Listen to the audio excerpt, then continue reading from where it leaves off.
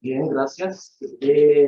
Bueno, quiero una disculpa, el lunes se me averió el auto en la carretera y ya no pude llegar, pero la doctora Talita me dijo que implementara un clase con el doctor.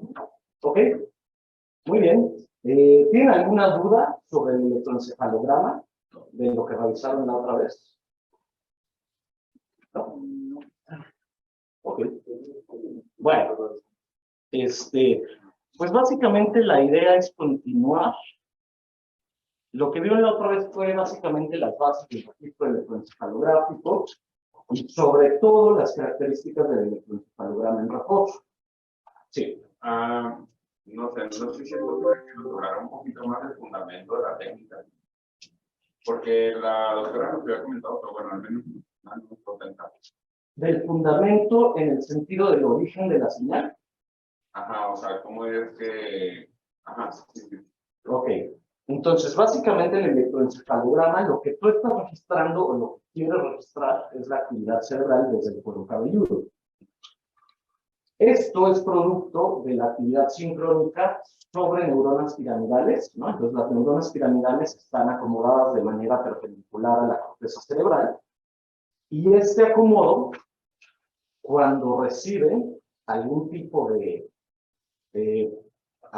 pues de potencial, ¿no? Ya sea que venga, por ejemplo, desde el tálamo, desde cualquier otra región subcortical, pues los potenciales postsinápticos, ya sean excitatorios o inhibitorios, generan un influjo de iones, ¿no? Hacia el interior de la célula. Y esto, cuando sucede en varias neuronas, de forma sincrónica, modifica de manera local el voltaje del medio extracelular con respecto a otras áreas circundantes.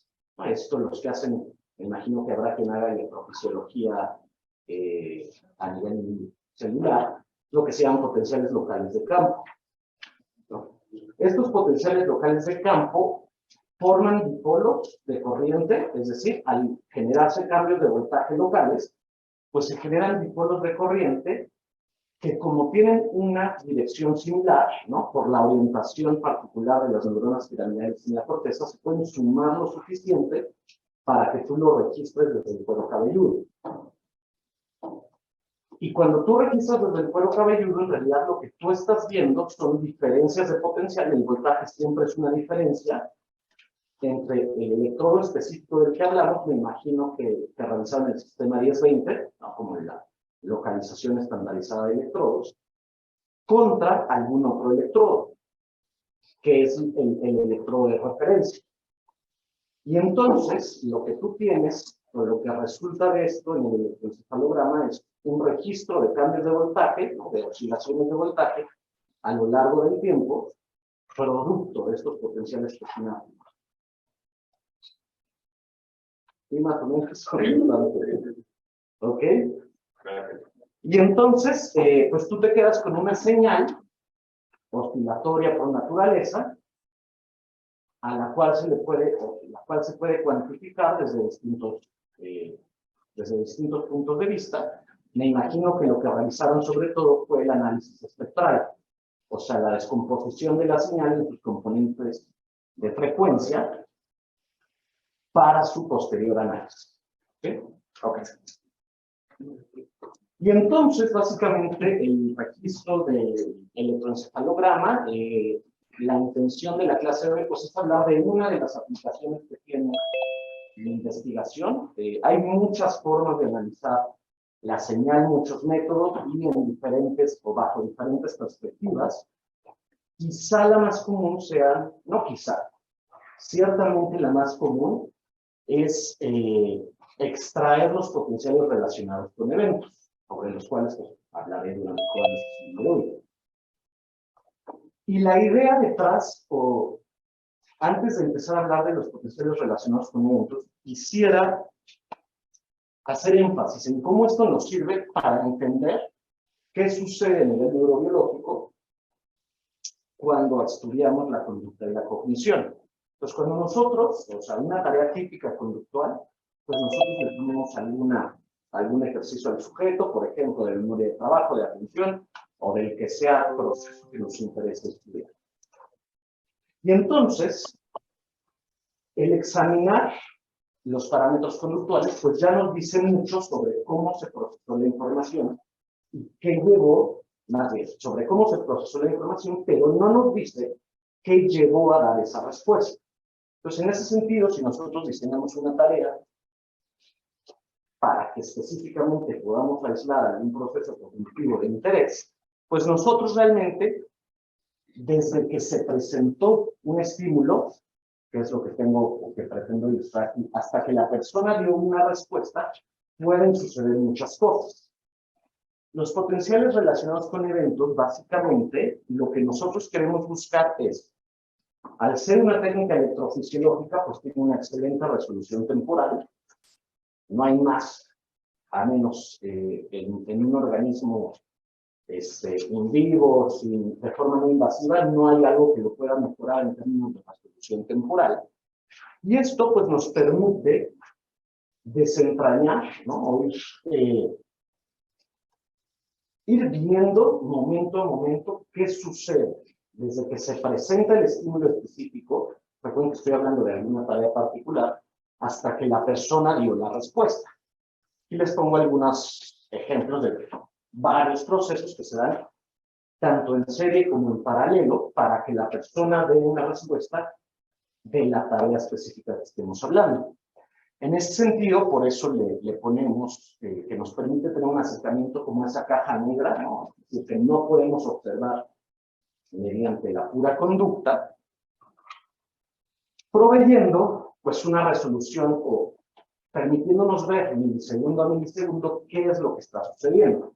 Claro que también la resolución temporal que tenga pues va a depender de las dimensiones del registro.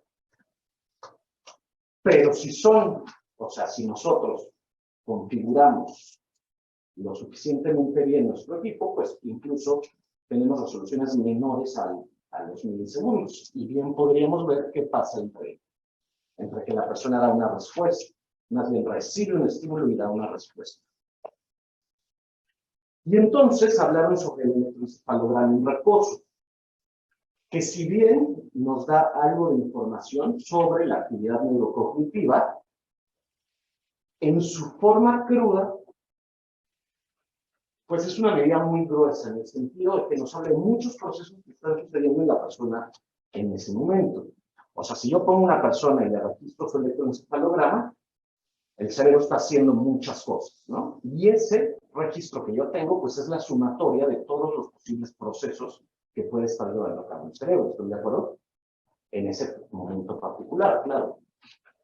Y por lo tanto, pues el análisis del electroencefalograma crudo así, como lo vieron el lunes, pues tiene un límite y no nos permite explorar mucho más ya lo que sucede a nivel cognitivo en la persona. Y para eso es que tenemos los análisis relacionados con eventos.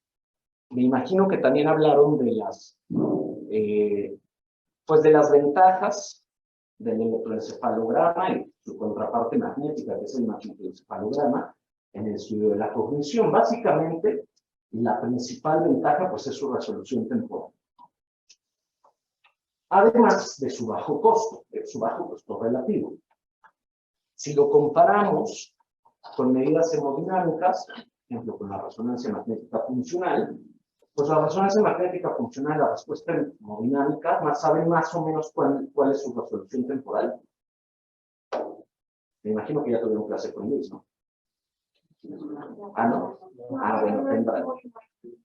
¿No? No, la resolución temporal. Ah, la resolución temporal no es muy buena.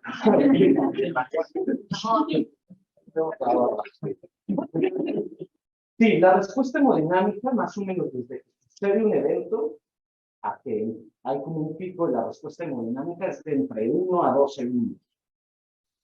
Obviamente, en 1 y 2 segundos suceden muchas cosas. En ese sentido, pues los potenciales relacionados con eventos o cualquier análisis derivado del electroencefalograma, pues nos permite una mucho mejor resolución temporal. Claro que no tiene excelente resolución espacial, o sea, yo no puedo saber de manera muy precisa de dónde viene la actividad que estoy registrando. Sí hay métodos de solución inversa, se llaman, donde por modelamiento matemático, uno puede obtener la solución más probable de las fuentes de corriente del electroencefalograma. Pero aún así, la resolución es de algunos, o sea, la resolución espacial que esto permite está como en el orden de los centímetros. O sea, no es muy buena. Y además, solo podemos modelar fuentes de corriente corticales. No podemos nosotros modelar actividad subcortical. Así que en ese sentido, pues son complementarias, ¿no? Existen también registros simultáneos del electroencefalograma con resonancia magnética. Aquí hay un equipo que permite ese registro simultáneo. Un alumno de la maestría hace como 3 generaciones hizo todo el proyecto para estandarizar y validar el registro del electro en el resonador. Así que pueden hablar con el doctor Eric Pasalle si les interesa. Y ambas, pues comparadas con medidas, con otro tipo de formas de registrar actividad, sobre todo eléctrica cerebral, pues tienen la ventaja de que no son invasivas, ¿no? O también, a diferencia de otro tipo de técnicas de neuroimagen, como el PET, donde es algo invasivo, por el hecho de que se tiene que hacer inyectar un medio de contraste radioactivo. ¿En cuál, perdón? En el PET. Ah, ya. ¿No? Que es la tomografía por emisión de positrones. Y entonces, bueno, para nosotros poder cuantificar la actividad eléctrica cerebral relacionada con eventos, pues hay muchos tipos de análisis. Aquí les pongo algunos tipos. Tenemos análisis en el dominio del tiempo, es decir, donde nosotros veamos a lo largo del tiempo cómo cambia la actividad cerebral. Básicamente, en esta categoría se encuentran los potenciales relacionados con eventos. También hay otro tipo de análisis, como el análisis de microestados, por ejemplo. El dominio de la frecuencia, pues, involucra pasar la señal desde el dominio del tiempo,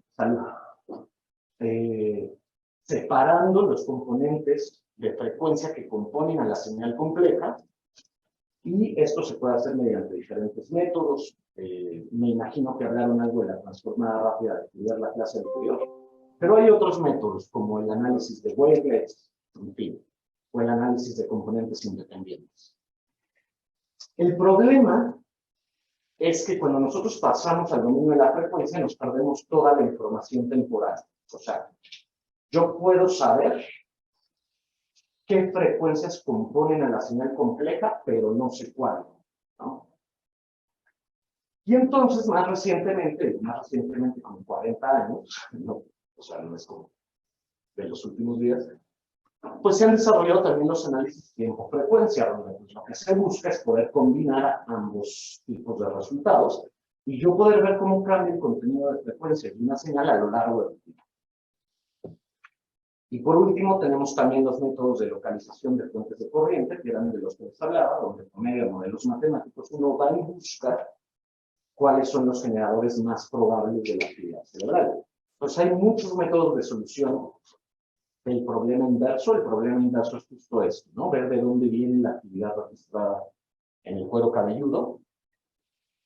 Y ya hablando de los métodos de localización de fuentes de corriente, pues también podemos ver en el dominio del tiempo o en el dominio de la frecuencia o análisis tiempo-frecuencia. Los métodos de localización de fuentes de corriente tienen también la ventaja de que nos permiten el análisis de conectividad funcional. Es decir, buscar qué zonas tienen actividad similar y sobre eso asumimos que si se parecen están conectadas. Esa es la misma lógica de la conectividad en resonancia magnética y, bueno, de la conectividad funcional, independientemente del método empleado. Bueno, esa era como una introducción a grandes rasgos para que podamos llegar a hablar de los potenciales relacionados con eventos, ya como tal. Y aquí les enseño una fotito de una tarea de potenciales relacionados con eventos, donde la persona, en este caso la pequeña de acá, pues se le tiene que registrar el electroencefalograma y de manera simultánea realiza una tarea. El diseño de la tarea, claro, pues debe de estar bien estructurado de tal forma que podamos aislar los procesos que nos interesan. sean procesos de atención, de memoria de trabajo, memoria a largo plazo,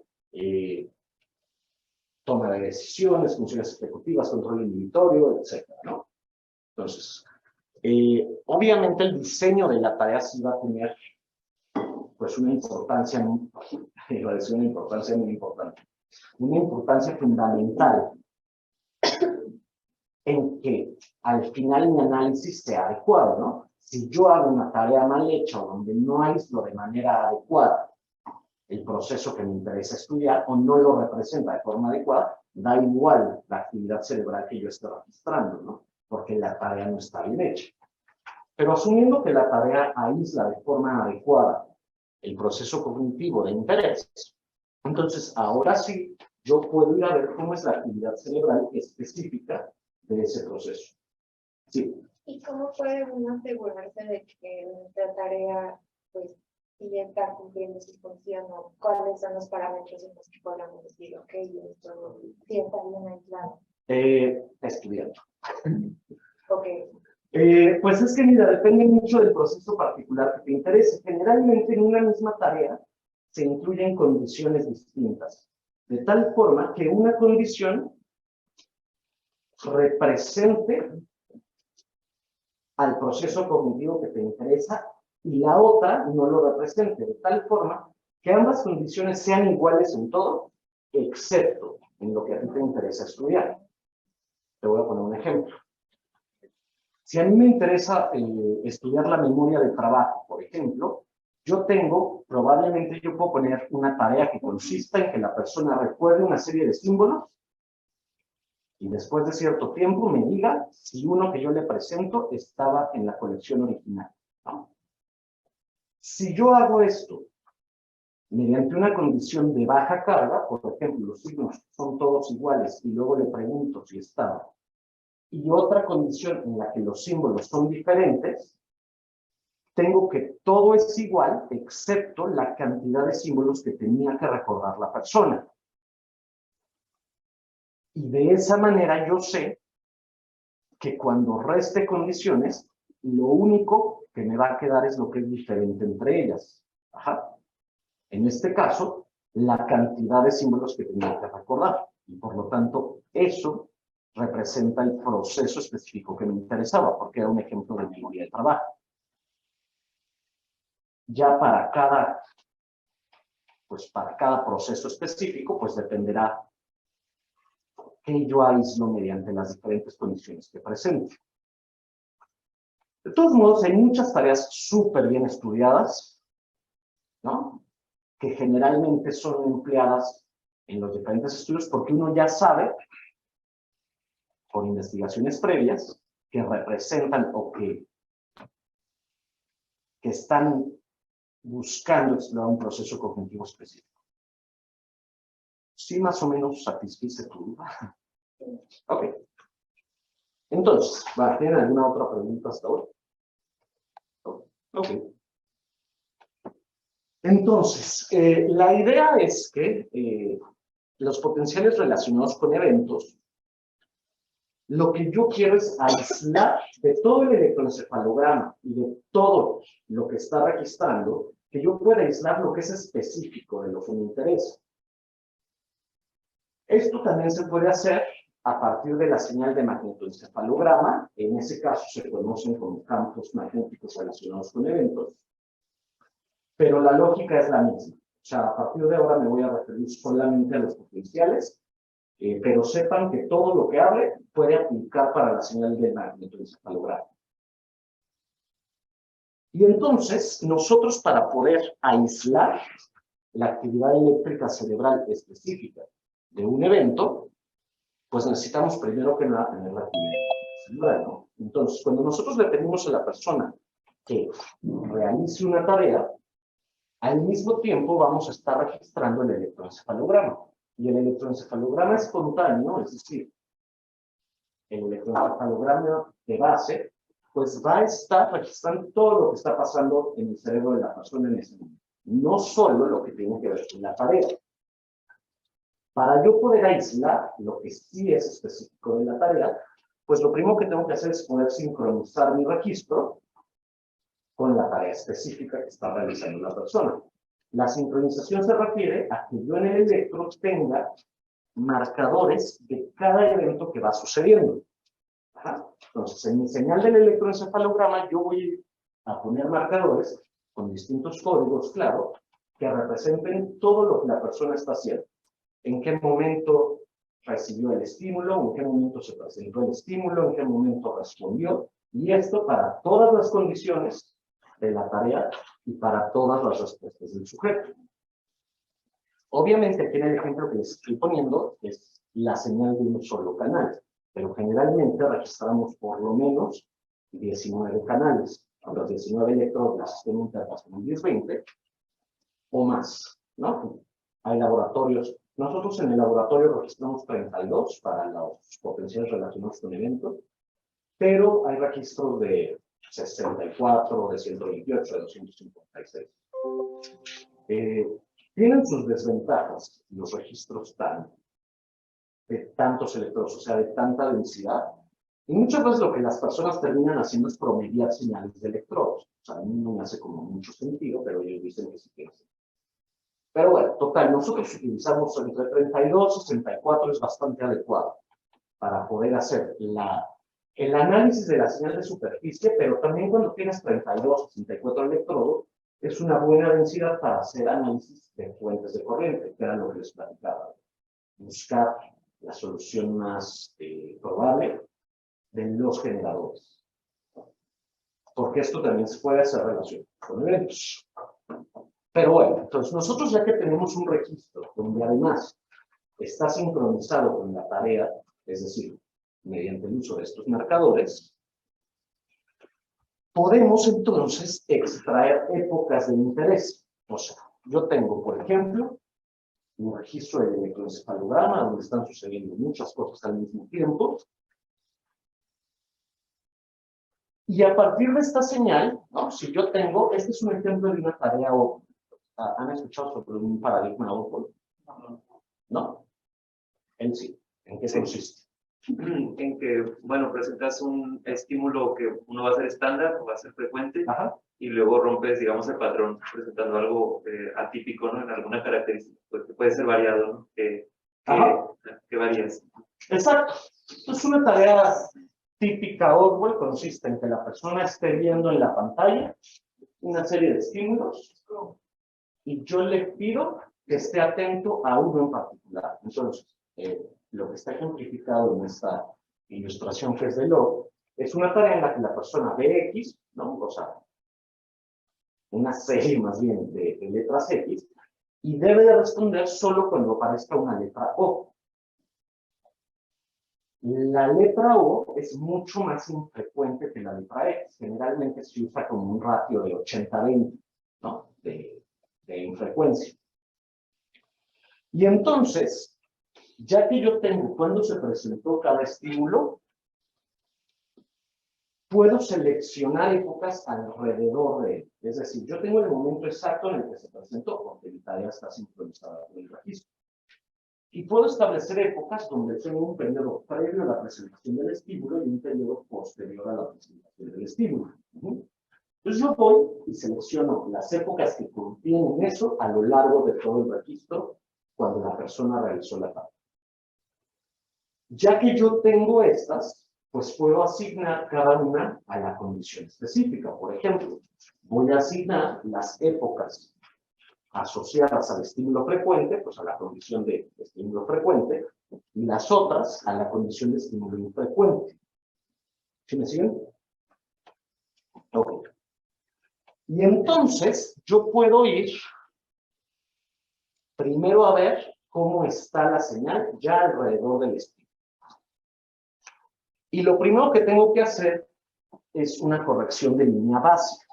Esto significa, recuerden que yo seleccioné, digamos, el punto 0 se toma como el estímulo que me interesa. En ese momento se presentó el estímulo. Y generalmente yo selecciono un poco de tiempo antes de la presentación del estímulo que yo voy a tomar como la línea básica.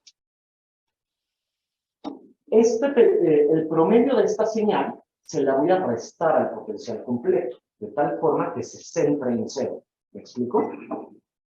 O sea, yo voy a tomar mi cero en cuanto a voltaje como el promedio del voltaje de la línea base. Por lo tanto, yo muchas épocas las voy a tener que no van a estar centradas en cero. Depende de dónde decidió caer el estímulo. Bueno, no dónde decidió, pero dónde cayó, de acuerdo al registro que yo estoy haciendo. De esa manera, todas mis épocas, ¿no? Esto, digamos, va a suceder para cada época que yo tenga. O sea, cada época que yo extraje del registro completo.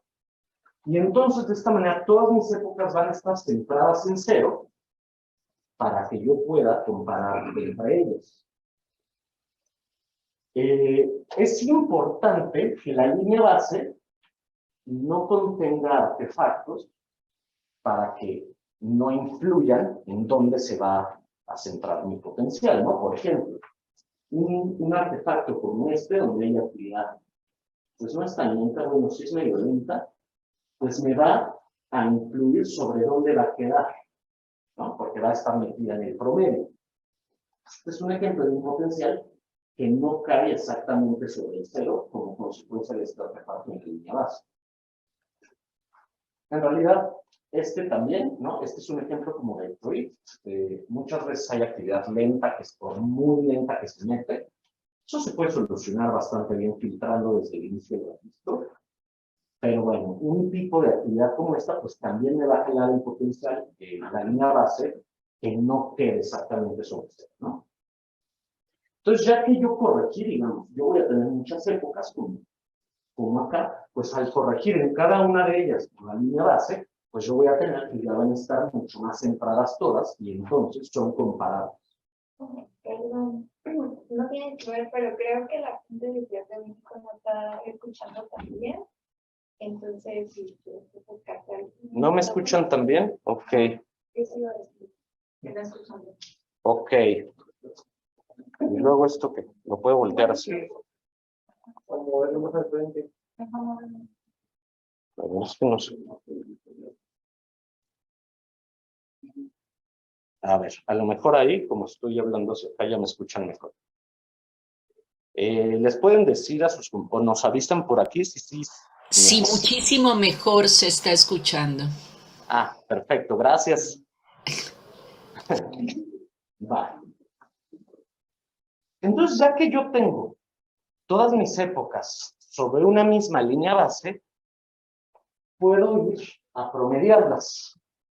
La idea es que con la promediación yo voy a poder aislar, ahora sí, la actividad que es específica del evento que me importa. Si en el electroencefalograma están sucediendo muchas cosas al mismo tiempo, y yo todo lo estoy sincronizando, o sea, yo todas las épocas las estoy seleccionando con base en el momento exacto en el que se presentó un estímulo, pues me va a quedar que todas las respuestas que sí tienen que ver con ese proceso van a estar enfasadas, ¿no? Está sincronizado con el estímulo, mientras que cualquier otra cosa que esté sucediendo va a estar distribuida de forma aleatoria. Si yo promedio el suficiente número de épocas, lo que me va a quedar en el promedio es lo que se parece, ¿no? Lo que es igual época a época, mientras que lo que es aleatorio va a ir tendiendo a cero. ¿Sí? Pero para que esto tienda a cero, o sea, para que el ruido tienda a cero, pues yo tengo que tener un número suficiente de épocas, de tal forma que yo me quede con un buen, ¿cómo se dice esto? Con un buen ratio señal a ruido, ¿no? Es decir, que mi señal sea mejor que la cantidad de ruido que tiene, y esto lo logro, entre otras cosas, teniendo un número adecuado de épocas para promediar. El número exacto o el número que sea más adecuado, pues va a depender mucho del tipo de proceso que yo esté midiendo, pero también de la calidad del registro. Si yo tengo un registro que desde el principio fue muy ruidoso, donde no cuide bien las impedancias.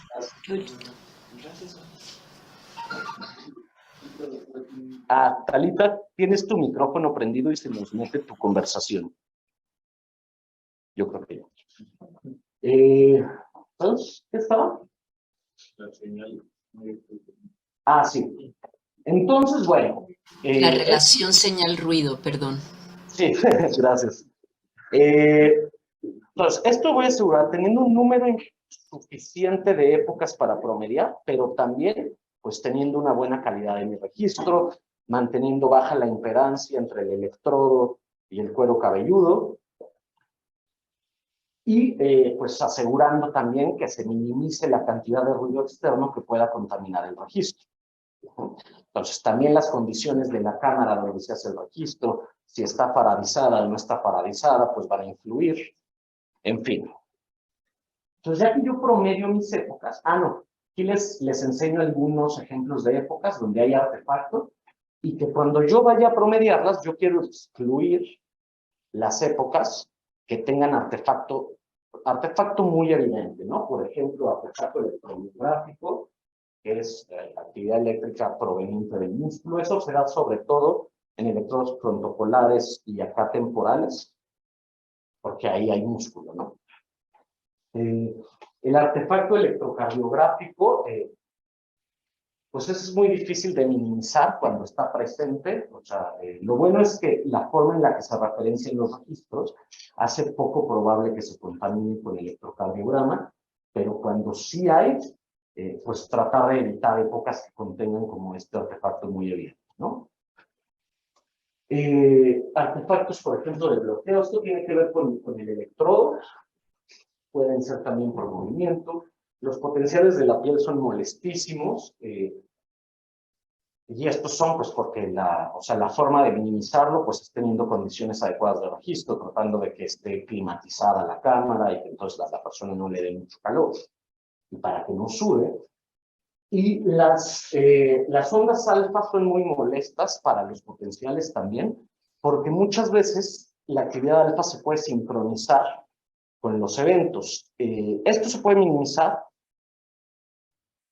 variando los tiempos de presentación de estímulo. O sea, que mi presentación de estímulo no sea exactamente la misma, el tiempo entre estímulos, sino que tengan cierta variación. De esta manera, si se sincroniza actividad alfa con el estímulo, como están variando los intervalos entre estímulos, pues se va a ir cancelando.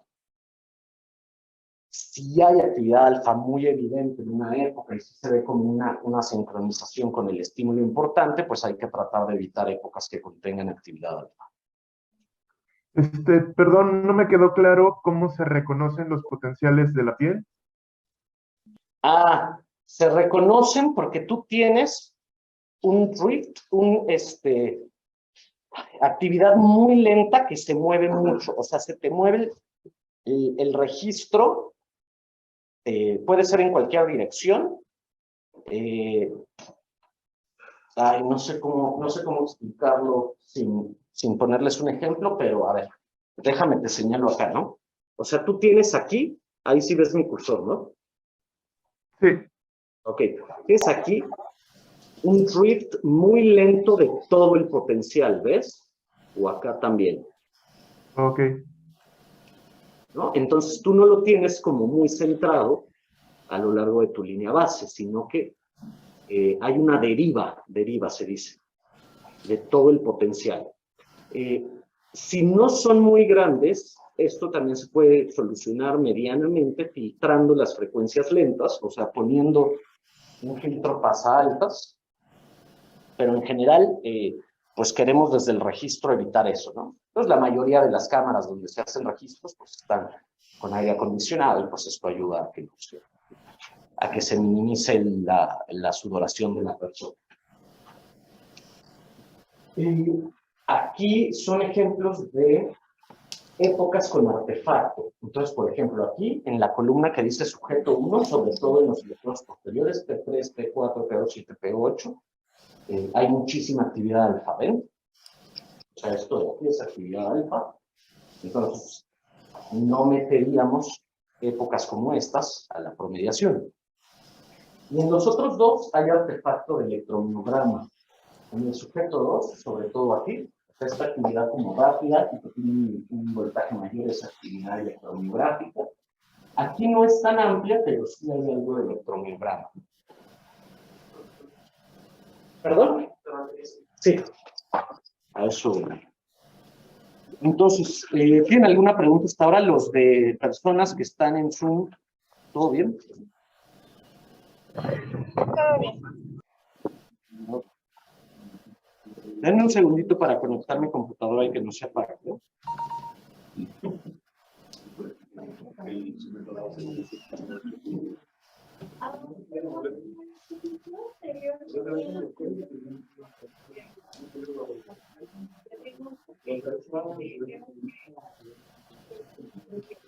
El EOG es electroculograma. Entonces, son artefactos producidos por el movimiento de ojos o por el parpadeo. Esos, generalmente lo que tú haces, la persona, pues no puedes evitar que parpadee. Y entonces, generalmente se registra junto con el electroencefalograma, se le ponen canales de electroculograma, ¿no? Generalmente arriba y abajo del ojo, o laterales, o lo más frecuente es que se registren ambos, para que entonces tú puedas usar ese canal como un indicador y extraer la actividad relacionada con el electroculograma del registro inicial. ¿No? Es como restar lo que trae el canal de electroculograma al resto de los canales. No es una resta exactamente, pero esa es la lógica.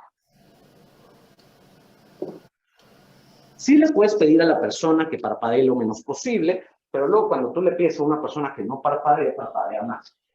Entonces, pues lo mejor es pues tener un registro del electroculograma, disminuir el artefacto mediante estos modelos matemáticos y excluir épocas que sí claramente esté el electroculograma contaminando de forma importante. Bueno, pues básicamente, en resumen, para obtener los potenciales relacionados con eventos, hay que registrar el electroencefalograma durante una tarea. Hay que sincronizar la tarea con el registro. Hay que seleccionar segmentos alrededor de los eventos que nos interesan, es decir, extraer las épocas y editarlas, es decir, hacer corrección de los artefactos y además excluir del análisis las épocas que tengan mucho artefacto. O sea, hay como dos formas, la corrección de artefactos y la detección. Déjenme pongo acá atrás porque si no otra vez me van a decir que no. Muchas veces se emplea un filtrado digital, ¿no? Para también eliminar un poco de las frecuencias altas que puedan contaminar la señal. Y ya, habiendo hecho todo eso, pues promediamos los segmentos para extraer la señal específica que nos interesa. En este caso, pues serían los potenciales relacionados con el evento. ¿Hasta aquí todo bien? ¿Sí? Allá, los de Zoom. ¿Todo Sí. bien? Ah. Ok. Y entonces, ya que yo tengo el promedio, por ejemplo, todos los segmentos de mi condición 1 y todos los segmentos de mi condición 2, entonces ahora sí yo me quedo con los potenciales de cada condición. Por ejemplo, aquí está este es un ejemplo de un experimento de N170 que más adelantito les hablaré un poco más, donde a la persona se le muestran imágenes, por un lado de caras y por otro de carros. Y entonces, los segmentos que se obtienen son aquellos en los que se presentaron carros y aquellos en los que se presentaron caras. Y aquí tenemos, si se fijan, se parecen mucho, excepto alrededor de los 170 milisegundos, donde hay un mayor voltaje acá abajo para las caras que para los carros, ¿no? Entonces, así se vería ya los potenciales de una tarea específica. En este caso, una tarea de 2 condiciones.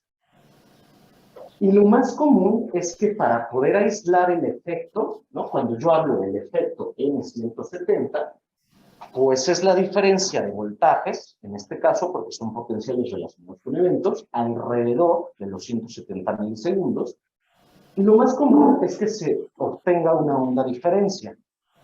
Esta sí es una resta aritmética tal cual, o sea, punto a punto, donde yo puedo obtener, por ejemplo, aquí, entre dos condiciones, la onda de diferencia sería esta de aquí abajo, ¿no? Una deflexión negativa en ese caso, alrededor de los 300 milisegundos. Esto claramente no es el mismo de acá, ¿eh? Es un ejemplo distinto. Pero entonces, cuando yo obtengo la onda diferencia, puedo aislar el efecto específico del que estoy hablando. ¿Sí me explico? No. Entonces, yo tengo ya extraídos mis potenciales, ¿no? Para cada condición. Si yo los resto, pues me voy a quedar con la diferencia entre ellos. Y esa diferencia entre ellos, dependiendo de mi tarea, pues me va a hablar del efecto entre condiciones. En el ejemplo que le ponía acá, ¿cómo te llamas? Liliana. A Liliana, pues, ¿se acuerdan que era un ejemplo de una tarea de memoria de trabajo? Cuando yo resto la condición de alta carga de memoria de trabajo contra la de baja carga de memoria de trabajo, me quedo con la actividad en la cual esa carga de memoria de trabajo influye. ¿Ah? O sea, me quedo con la onda que refleja el efecto tal cual entre las condiciones. Porque yo asumo que pues, en todo lo que sean iguales, pues va a ser cero la diferencia, mientras que donde sí haya una diferencia, pues me voy a quedar con el reflejo de ese efecto.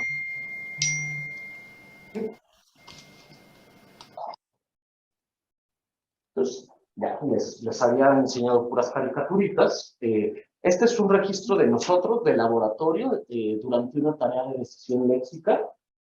Entonces, pues tal cual, ¿no? Todo se los había hablado con un solo electrodo. Claro que nosotros tenemos lo mismo para los 32, 64, 128 electrodos que estemos registrando. Entonces, aquí yo tengo los marcadores, los que están en verdecito, en verde y en rosa, ¿no? Son marcadores de la presentación del estímulo. O sea, es el momento en el que un estímulo se presentó. En este caso son palabras, porque es una tarea de decisión léxica. Y cada uno, o sea, los verdes y los rosas, ¿no? La condición 1 y 2, de lo que representan es condiciones distintas.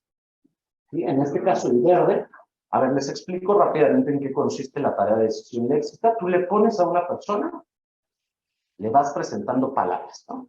Una, otra, en el centro de la pantalla.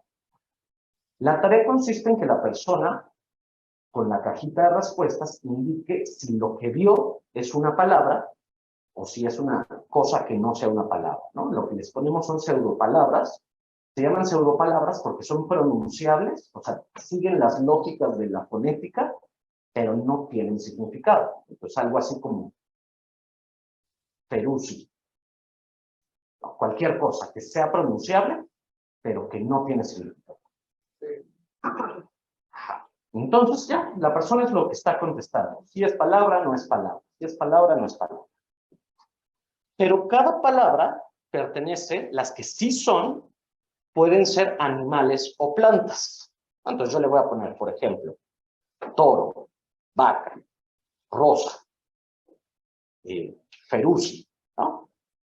Yo voy a seleccionar, la condición que yo voy a analizar en este caso es, a mí me interesa ver si hay un priming semántico, es decir, si el hecho de que la palabra anterior perteneciera a la misma categoría semántica influye sobre el procesamiento de la siguiente. Entonces, las condiciones son, la condición 1 son palabras que estaban antecedidas por una de su misma categoría semántica. Si es animal, pues que fuera un animal. Si era una planta, que fuera una planta. Y la condición 2 son las que no estaban antecedidas por una palabra de la misma categoría semántica. O sea, la condición 1 es la que yo voy a considerar que hay un priming semántico y la condición 2 de no priming semántico. ¿Sí? Y tengo además la respuesta que dio la persona, que es las líneas rojas. Y aquí yo ya tengo separado por épocas. Si se fijan en el eje de tiempo hasta abajo, todas están centradas en 0 alrededor de la presentación del estímulo. ¿Sí? Aquí ya están seleccionadas estas épocas que yo entonces después puedo ir a promediar. Aquí hay algo de artefacto lento, por ejemplo, pero bueno, por eso está marcada en amarillo. Esa época está rechazada. O sea, esa no se va a meter a la promediación. Entonces, yo que yo tengo cuáles sí, cuáles no, pues puedo obtener los potenciales, que se van a ver algo así. Y este tipo de tareas, lo que se suele ver es un efecto del 4%. No les he hablado de qué significan como los nombres, pero ahorita llego a ello. Básicamente es, aquí en rojo son los potenciales de la condición de no priming y los negros de sí priming. Ajá. El efecto N400 se suele ver en electrodos posteriores, particularmente del lado derecho, y se refiere a esta negatividad, ¿se fijan? Aquí está más negativo, el rojo. Déjenme se lo señalo acá en Zoom también. Estoy hablando de esto de aquí. Ajá. Que cuando yo obtengo la onda diferencia, aquí está ese efecto N400, ¿se fijan? Ahora, también es común representar los resultados en mapas topográficos, en topoplots, como este de acá, donde lo que se representa es la amplitud del punto de tiempo que yo seleccione en todos los electrodos que registré. Entonces, si se fijan acá, este componente particular, lo que yo hice fue seleccionar una época alrededor de ese componente y pedirle que me representara la amplitud promedio. Si se fijan, tiene aquí la escala de colores, no sé por qué, no le pude cambiar en MATLAB rápido para hacer la presentación, entonces me dio unos colores espantosos, pero aquí lo más morado es más negativo, ¿ok? Entonces, pues tengo que alrededor de los 400 milisegundos, tengo distribuido el voltaje de esta manera, donde los voltajes más negativos están en regiones, en este caso, posteriores izquierdas. ¿Ven? Ok, y estas son las ondas diferencia de los potenciales de estos que les había enseñado antes. Entonces, tenemos un efecto por acá en N400, también hay ahí una positividad tardía. Y esto, pues, es el efecto de las condiciones de mitad de año. Bueno, les quería enseñar como, digo, no solo con la presentación, sino con un ejemplo de laboratorio. ¿Hasta aquí tienen alguna pregunta? ¿El mapa posterior izquierdo está en una región de amplitudes o es? Sí, es un mapa de amplitudes, donde tú lo que tienes es en los colores representado el voltaje.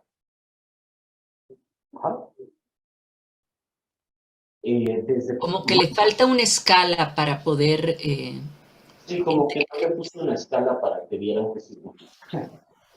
Pero sí. Generalmente la dimensión del color representa la amplitud de voltaje en cada sitio de registro. Sí. ¿Cómo agrega en MATLAB la analista sobre las polaridades en el... Ah, ya viene la función. Mau, una cuestión. Cada vez que hagan una pregunta, tú puedes repetirla porque no se oyen las preguntas. Sí.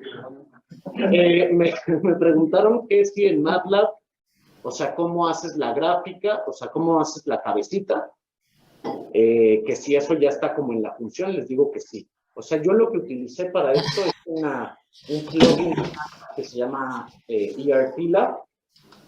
Entonces, está bonito porque yo soy pésimo para MATLAB, entonces tienes tu interfaz fácil.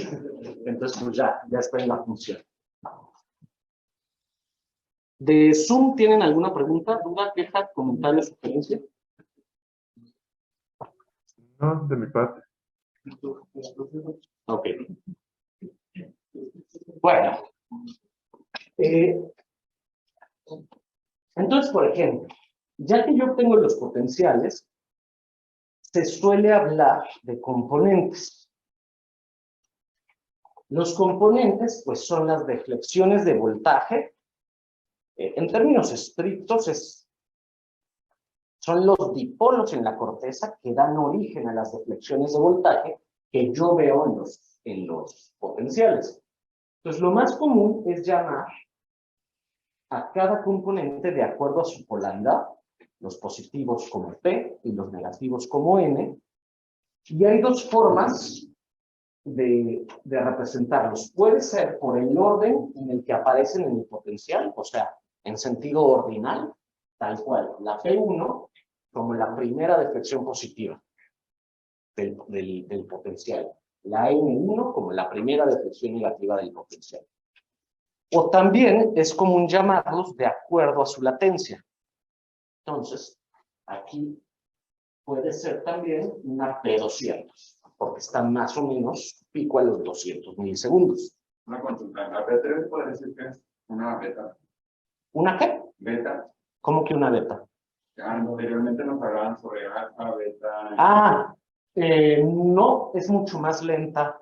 O sea, si tú siguieras, por ejemplo, aquí para dar el ciclo completo de la P3 tiene frecuencias menores. Okay. Gracias. No, de nada. Y estos ritmos electroencefalográficos espontáneos deben haberse eliminado en su mayoría al hacer la promediación sincronizada al estímulo. Exacto. O sea, los que vimos conmigo ya no deben estar apareciendo aquí. Sí. O sea, porque recuerda, la actividad que no está enfasada con el estímulo va a tender a cero. Sobre todo porque, asumiendo que hay muchas épocas que tú usaste para promediar, esa va a ir tendiendo a cero, mientras que lo que es específico del evento que estás analizando, pues es el que se va a ir quedando.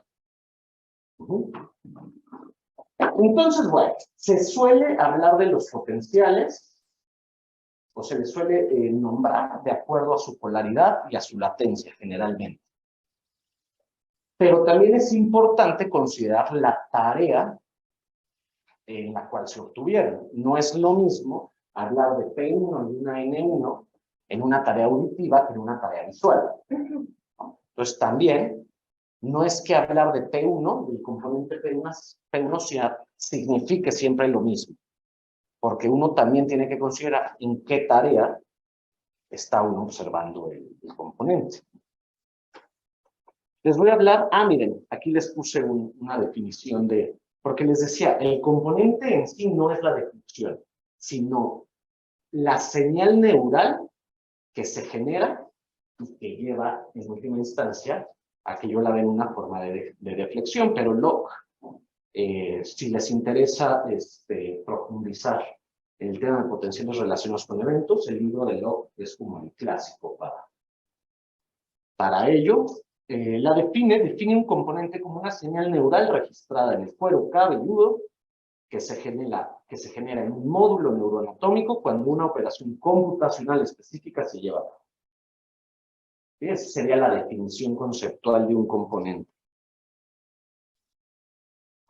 Y les decía que porque en términos de convención, o su nomenclatura suele ser en términos de su polaridad y su latencia o su orden de aparición en el potencial. Anteriormente, la convención en electroencefalograma es que lo negativo se grafique para arriba. Ahora ya no es tan convencional. Y entonces te topas con que cada quien lo representa donde quiere. Por eso es importante saber, siempre hay que poner la escala, ¿no? Yo los grafico para arriba, por ejemplo, en el laboratorio los graficamos para arriba, lo positivo. Pero en muchos se van a encontrar que lo negativo está graficado para arriba. No sé cuál sea la lógica de eso exactamente. Pero bueno, así se empezó a usar, se ha mantenido mucho, y ya en años recientes ya no tanto. A mí me causa conflicto que lo negativo esté para arriba, entonces lo ponemos para abajo, pero, o sea, en realidad da igual. El chiste es que si tú lo pongas, ¿no? O sea, cuando lean un artículo de potenciales debe de estar la escala puesta indicando también la polaridad de la escala. ¿Me ibas a preguntar algo? Bueno, no, acá. No, sí, ya me confundió esto, pero ya lo acabas de decir. Ok. Sí. O sea, incluso en los que les voy a poner de ejemplo acá, algunos están para arriba lo negativo, otros están para abajo, pero bueno, siempre está indicado. Y luego, lo que se suele, o sea, las principales medidas que se obtienen de los potenciales son su amplitud. La amplitud, hay varias formas de medirla, pero la amplitud, pues, es el voltaje del potencial. Uno puede tomar la amplitud media alrededor del potencial, o sea, por ejemplo, que yo me tome, déjenme lo pongo acá, que yo me tome una ventana alrededor del pico máximo y entonces el promedio es el que yo tomo como la amplitud. Eso se llama la amplitud media. Se puede tomar también el área bajo la curva en un rango definido específicamente. Lo más común es que se tome el área asignada, se llama, o sea, que yo me tome un rango y yo le pida que me dé el área negativa solamente, en el caso del componente N1, ¿no? Y luego también... Lo más común es la amplitud promedio, Mau. Sí, esa ya la dije. Ah, no, es que lo más común. De cuando, a ver, lo más común cuando se toma el área. Bueno, lo más común cuando se toma el área específicamente es que se tome el área asignada. Pero sí, lo más común en general es que se tome la amplitud promedio definida alrededor del pico del potencial. Y la latencia hace referencia al momento temporal en el que aparece el componente, ¿no? O sea, por ejemplo, aquí el pico del componente está más o menos a los 120 milisegundos, ¿no? La latencia es problemática. O sea, hay muchas formas de medir la latencia. Y es que esto es una caricatura. Los potenciales no se ven así de bonitos, ¿no? Entonces, luego es difícil definir precisamente cuál es la latencia del potencial. Porque uno puede decir, ok, me agarro el pico máximo, ¿no? El voltaje máximo alrededor de una ventana definida de tiempo. Pero es que uno puede tener un pico máximo que no esté centrado en el potencial, ¿no? Una forma también puede ser agarrar en un área de tiempo, alrededor del potencial que te interesa, definir el área y tomar el punto temporal que divide en dos mitades iguales esa área. Esto se llama la latencia fraccional de área. Ajá. Entonces hay varias formas de cuantificarla, con sus ventajas y desventajas cada una, como todo. Pero bueno, el chiste es que sea consistente, ¿no?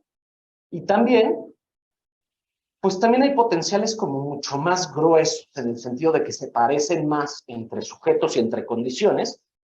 Eso suele ser el caso de los potenciales sensoriales, ¿no? Que son los más tempranos. Y ya hay potenciales en donde hay mucha variabilidad, tanto intrasujeto como entre sujetos, ¿no? Con los potenciales cognitivos. Suele haber mayor variabilidad de latencias, etcétera. Entonces, pues también dependiendo del componente específico que te interese analizar, pues puede valer más la pena un tipo de análisis u otro. Bueno, no es análisis, porque no estaba hablando de análisis, más bien de definición operacional de la latencia o la amplitud. Pero básicamente, no. No, ¿qué? No entendiste. A ver. El concepto en sí, ¿sí? ¿Queda claro? O sea, la amplitud es el voltaje y la latencia es el tiempo que tarda, ¿no? Ok. Para tú obtener eso, tú no tienes en tus potenciales de verdad cosas tan bonitas como esto. Me voy a regresar a los del laboratorio. A ver. ¿No? Entonces, tú tienes algo así. Si yo quiero ver la amplitud de mi N400 en este sujeto, yo puedo hacer varias cosas. Lo más común es que yo me tome alrededor de una latencia, ¿no? Por ejemplo, los 400 milisegundos, que es donde yo espero que para la mayoría de las personas aparezca el potencial, me agarro un intervalo antes y después, ¿no? Por ejemplo, de 350 a 450 milisegundos, que me contiene donde yo pienso que va a estar. Y entonces promedio los valores de amplitud en todo ese rango, ¿no? O sea, yo me quedo con un promedio de más o menos, este cachito de aquí me va a dar un promedio menor que la amplitud pico, y eso lo puedo tomar como una medida de amplitud. Otra sería que yo me tome el área bajo la curva en este intervalo. Esa es otra forma también de medir la amplitud. U otra es que yo me tome el pico máximo del potencial como el valor de amplitud. O sea, hay varias formas de cuantificarlo. La latencia, pues sucede lo mismo. Digo, aquí está muy fácil porque el máximo coincide bastante bien con una latencia adecuada. Pero muchas veces esto no sucede. Por ejemplo, imagínate que yo quiero saber la latencia, a ver, de un componente por aquí, ¿no? O sea, el pico máximo va a estar acá. Mau, yo estoy viendo la diapositiva de ondas diferencia Sí, en esa estoy. y no veo tu cursor. No, estaba señalándolo en la pantalla. Perdón. Ajá. Entonces, por ejemplo, si yo tengo en este tramito de aquí, yo quiero establecer una latencia, pues ¿cuál tomo? Este pico. O sea, a veces se vuelve más complicado que solo el máximo. Y una forma es tomarte el área bajo la curva y tomar la latencia como el punto que me divide en dos el área, donde yo me quedo con el 50% de un lado y el 50% de otro. Esa es la latencia fraccional de área. Otra puede ser, pues son las dos que ubico, más bien. No ubico otra forma que se haga de forma común para seleccionar la latencia. A mí me gusta más la del área, pero es más común en las publicaciones que se tome el máximo.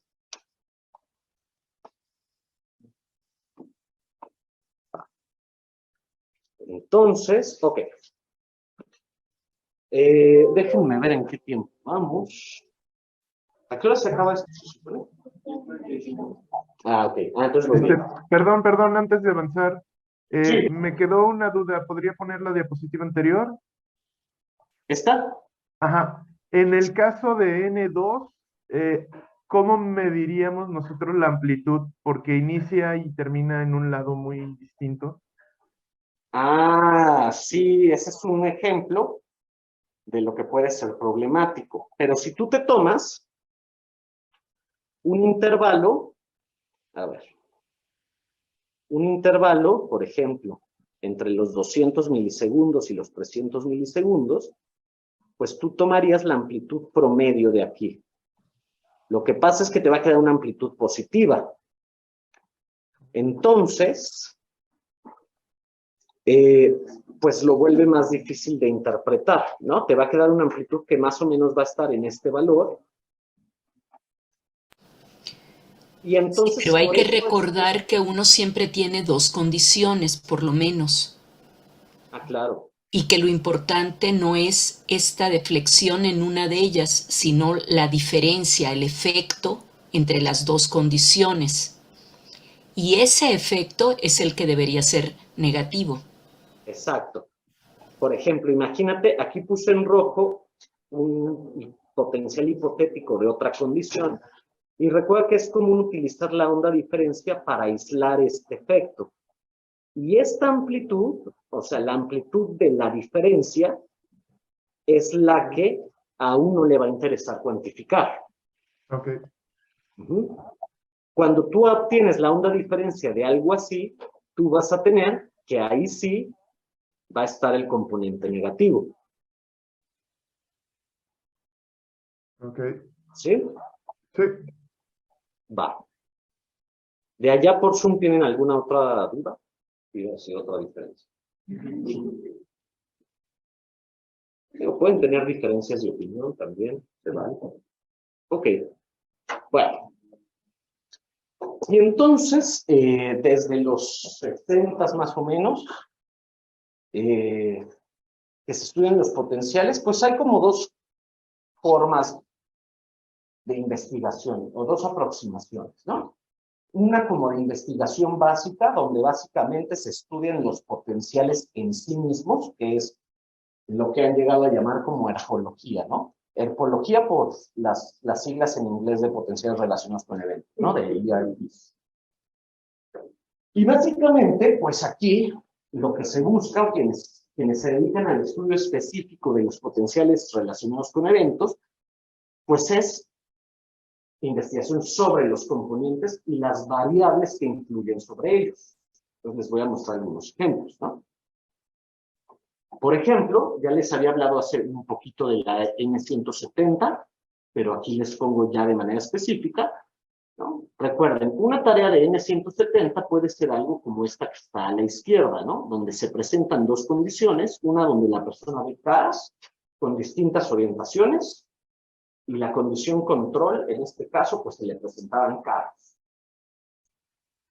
Y entonces se suele ver, ante el procesamiento de caras, este componente N170. Ajá. Entonces, al N170, eso significa lo que es un proceso específico. Sí, exactamente. Entonces, pero en esta tarea hay muchas cosas que pueden pasar, ¿no? O sea, esa N170 quizás no sea exclusivamente por las caras, ¿no? A lo mejor es por la familiaridad o hay otras variables que pueden influir. O entonces, bueno, se han hecho otros estudios, por ejemplo, en el que está acá a la derecha, es un estudio donde se ponen caras a la persona familiares y no familiares. Familiares no de familia directa necesariamente, pero que son familiares para ellos. Y si se fijan, el efecto NST, o sea, a los 170 no hay cambio. Más bien el procesamiento, la diferencia cuando son familiares y no familiares, parece estar más bien por acá, ¿no? Es decir, es un procesamiento más tardío. O cuando a la persona le ponen su propia cara, la de alguien familiar y la de alguien no familiar, tampoco hay diferencias en la N170, sino hasta los 250 milisegundos, más o menos.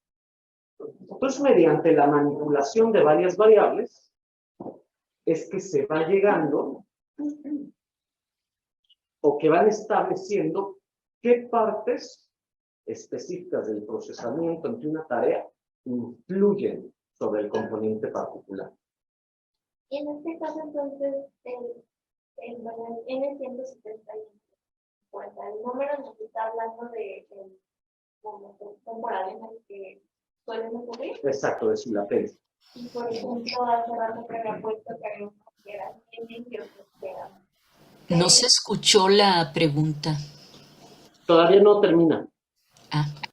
Perdón,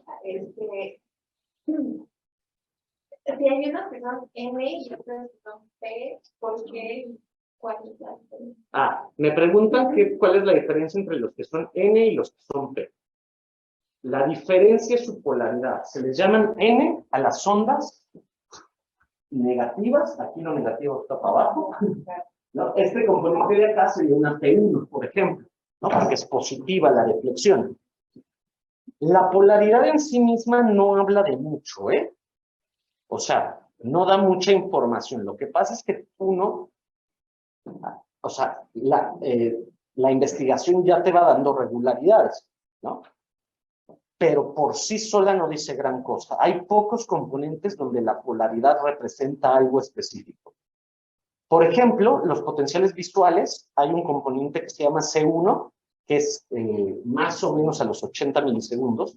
Ese sí, su polaridad depende de dónde en el campo visual se presentó el estímulo.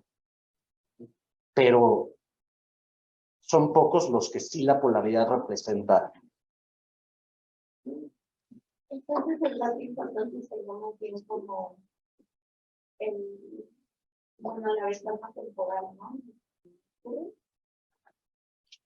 La ventana temporal y la diferencia entre las condiciones que tú tienes en tu tarea. Pero también algo que no dije y que debí de haber dicho en una diapositiva anterior, es que también varían en su topografía. O sea, diferentes componentes pueden presentarse en zonas distintas. Por ejemplo, la N400, les platicaba, suele tener una distribución posterior, la onda P3A suele ser centrofrontal, la P3B suele ser parietal. Ahorita les platico de más. No, lo que quería ejemplificar es que varía dónde se presentan en cuanto a la topografía. Por ejemplo, las caras, ¿cómo, o sea, no me quedo, la población, cómo defines la cara familiar? Pues me preguntan que en una población, ¿cómo defines una cara familiar y una no tan familiar? Pues mira, para la condición no familiares, te agarras a gente random de una base de datos, y para familiares, a personas que el sujeto conoce. O sea, sus hermanos, sus amigos, y a esos los usas para individualizar la tarea para él. El sujeto lleva fotos. Sí, exacto. Y entonces esas se incorporan a la tarea.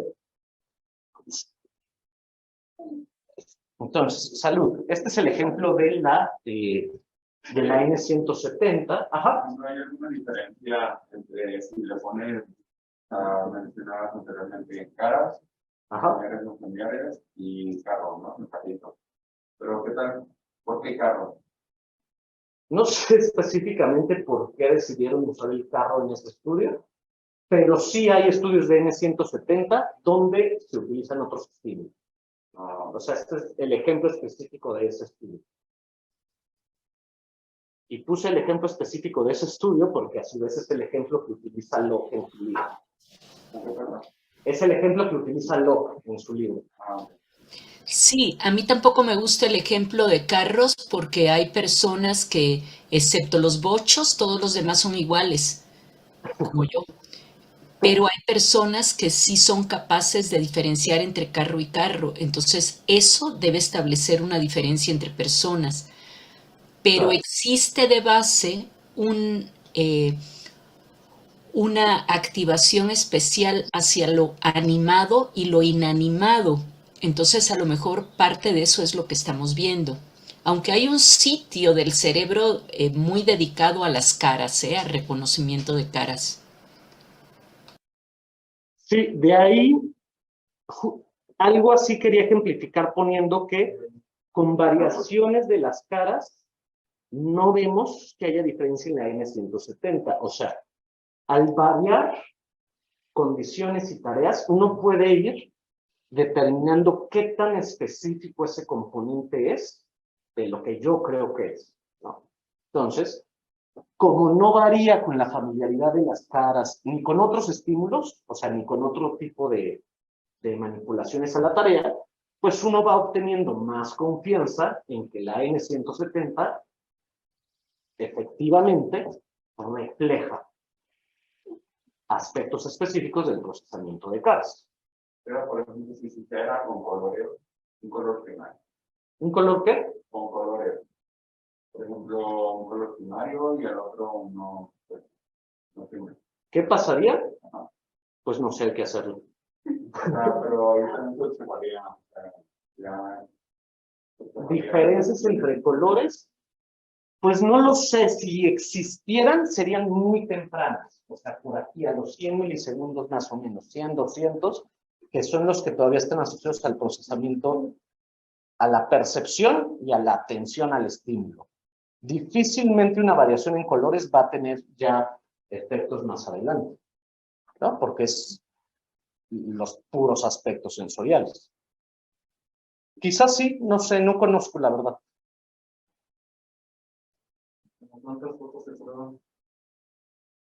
Como cuántas fotos, la condición pues debe de tener idealmente, pues hablan de por lo menos 100 estímulos. No siempre es necesario, dependiendo de la robustez también del componente que te interesa, pero sí, generalmente recomiendan por lo menos 100 estímulos por condición. Pero pueden ser muchos más. Para los potenciales visuales o auditivos se utilizan como 1000 estímulos para promediar, por ejemplo. Nosotros en una tarea de atención involuntaria en el laboratorio utilizamos 800 estímulos para una condición No es cierto, 800 estímulos en total y son 80-20, o sea, la condición de menos terminan siendo 20 por 8. 100. Ajá. No, y depende también la población con la que vayas a trabajar. Si vas a trabajar con niños con déficit de atención, hiperactividad, que tú sabes que vas a tener que rechazar mucho más de la mitad de los estímulos, porque van a estar inquietos y moviéndose como sabandijas, pues le metes más estímulos. Sí, es cierto. Les dio mucha risa lo de sabandijas. Ah, bueno. Sí, exacto. También uno puede anticipar la cantidad de ruido que una población puede hacer. Digo, no solo, también con niños en general, los niños son más inquietos, ¿no? Claro, que niños con TDAH mucho más. Y entonces, pues también te vas a querer hacer tareas un poco más largas para que tengas más estímulos y entonces no se te vayan tantos al rechazar.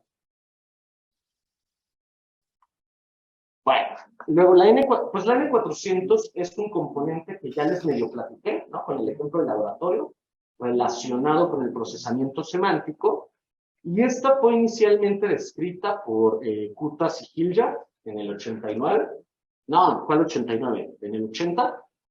Y la tarea que ellos emplearon, y en la cual inicialmente describieron la N400, era algo así, ¿no? La persona está viendo la computadora y se les ponen oraciones, ¿no? O sea,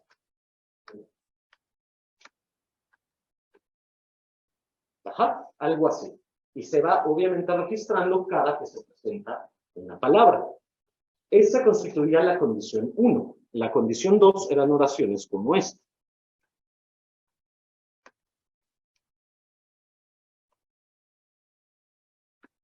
O sea, oraciones donde la última palabra es incongruente con el contexto semántico. Esa la comparan con las oraciones donde el contexto semántico es congruente. Claro que, bueno, para todas tienen el mismo número de palabras, más o menos el mismo número de letras también, y se trata de que las condiciones sean lo más parecidas entre ellas, a excepción de lo que les interesaba ver, que era esta congruencia semántica. Y ellos vieron que, a ver, este es el ejemplo del potencial durante toda la oración.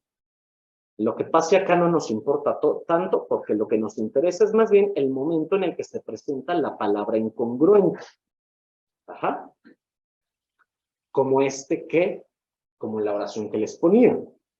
Y vieron que cuando había palabras incongruentes, o cuando no había congruencia semántica, se daba este componente N400, ¿no? Es decir, una negatividad más o menos a los 400 milisegundos con respecto al componente, bueno, a la condición normal, que es la que está en rojo. Y luego, pues ya se ha visto que este componente está asociado, sí, específicamente al procesamiento semántico, porque en varios estudios donde se modifican diferentes variables, por ejemplo aquí, ¿qué pasa cuando uno le pone la palabra más grande de lo que eran todos los estímulos? No se elicita una N400, sino más bien acá una positividad, y variando diferentes características del estímulo, pues es que también van concluyendo que es un componente relacionado con el procesamiento semántico. Y además es un componente que también está, que habla de incongruencias semánticas o que refleja incongruencias semánticas independientemente de la modalidad en la que se presente. Por ejemplo, acá es de forma escrita, como les decía, pero acá de forma hablada, o sea, una tarea auditiva de lenguaje, pero auditiva, también evoca la N400 cuando hay una incongruencia. También sucede cuando se da en medio de la oración y no al final. Entonces así, observándolo en varias condiciones, diferentes tareas, pues se va estableciendo que efectivamente refleja procesamiento semántico. También aquí no les tengo un ejemplo, pero también se ha hecho con lenguaje de señas, por ejemplo. Digo, hago esto, no tengo idea de cómo es este lenguaje de señas, pero o incluso con escenas visuales. Por ejemplo, presentando una escena consistente, ¿no? Con lo que uno espera, pues una computadora con su mouse juntito o una computadora con un jabón, ¿no? Estas incongruencias semánticas visuales también elicitan una N400. Una consulta acerca, por ejemplo, de las personas que se comunican con el lenguaje de señas. Ajá. Mencionabas que también hay cierta, hacen mismo ejercicio. Ajá. Con oraciones que tienen sentido y las que no tienen sentido. Ajá. Y se espera la misma gesto. Ajá. Sí. Me preguntaban del... Las personas ciegas, perdón, las personas que no... Sí, también. También, y se hace de forma auditiva.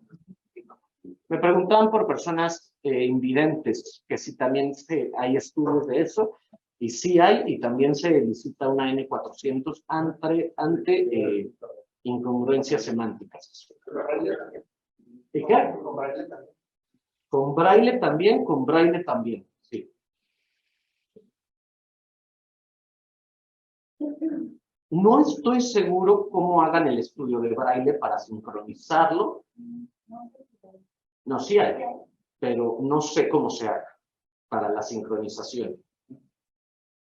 Hay tabletas de braille donde van saliendo los puntitos, probablemente sincronizando una tableta de este tipo.